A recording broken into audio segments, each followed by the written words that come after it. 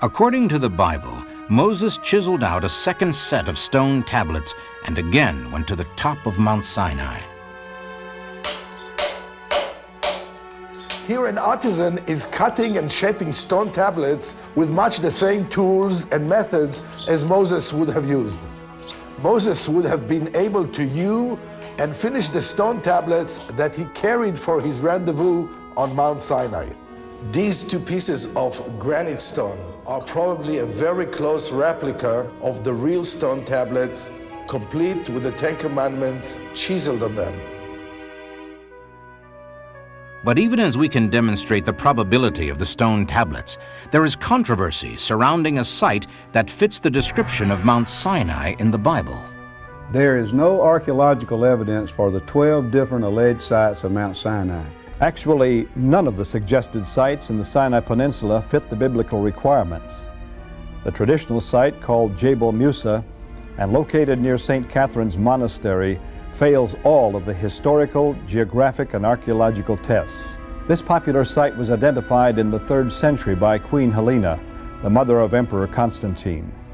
She was a mystic who endeavored to identify holy places with little regard for biblical or geographic facts.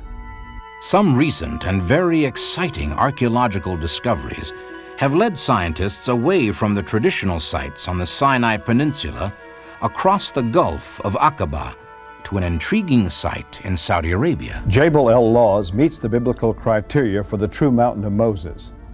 First, it had to be located in ancient Midian, which is in present-day Saudi Arabia. Secondly, on the backside of the mountain there must be a vast desert as you see here. Thirdly, it must be located completely outside of Egypt and its controlled territories, which would exclude the Sinai Peninsula. None of the other proposed mountain sites fits all these requirements except Jabal el-Lawz. In 1988, we traveled the Exodus route from the tip of the Sinai Peninsula into Saudi Arabia, using the Bible and satellite imagery to find the actual route. Inland, 33 kilometers, we found the bitter springs of Marah, as mentioned in Exodus 15. This dirt sample from the springs has been chemically analyzed and was found to contain excessive iron and dissolved salts, making it very bitter. Continuing along the route, we came to the clear water springs mentioned in Exodus 15:27. Here, caves were being excavated by Saudi archaeologists.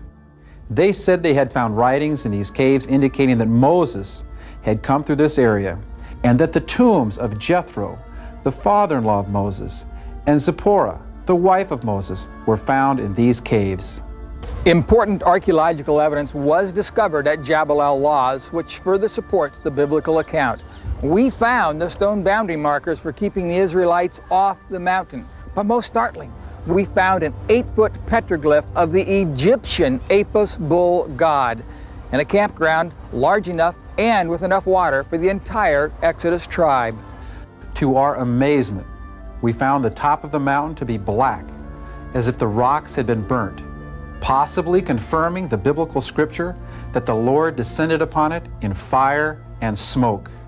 Recently, in a surprising move, the Saudi government closed down the Jabal el-Lawz site abruptly and posted a military guard to prevent further exploration of the site. Was there a real Mount Sinai?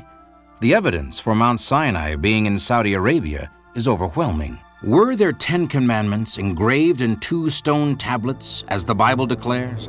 Unlike other law codes, such as the Code of Hammurabi, which was written on an 8-foot stela and stood out in the open air, the 10 Commandment tablets were portable and designed to be kept as a sacred treasure. Although ancient Egyptian and Babylonian stelas, tablets, and wall reliefs were usually done in limestone, basalt rock, or diorite, there is strong evidence that the 10 Commandment tablets were done in granite or marble, rock types that are found at the Jabal el-Lawz Mount Sinai site in Saudi Arabia.